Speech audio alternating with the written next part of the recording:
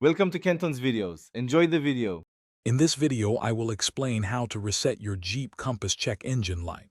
First, it's important to understand why the light is on. Sometimes it's a simple fix like a loose gas cap.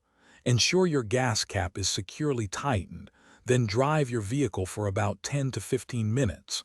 Often, the light will turn off on its own after this simple step. If not, we have a few more tricks up our sleeve. If the gas cap wasn't the issue, a common method involves disconnecting your battery. Pop your hood and locate the battery. Using a wrench, carefully disconnect the negative battery terminal. Leave it disconnected for at least 15 minutes. This allows the vehicle's computer to reset. After 15 minutes, reconnect the terminal securely. Then, start your Jeep Compass and check if the engine light has cleared. For a more precise approach, an OBD-ROMAN2 scanner is incredibly useful. You can purchase one for around $20 to $50 or borrow one from an auto parts store.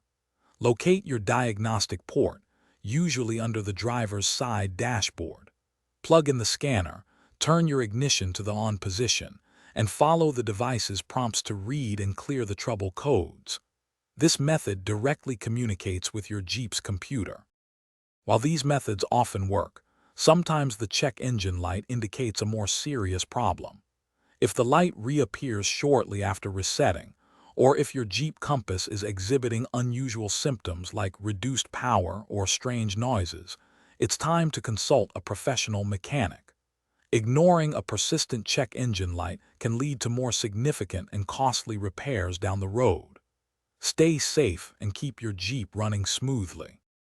Thanks for watching. Consider subscribing if we helped you.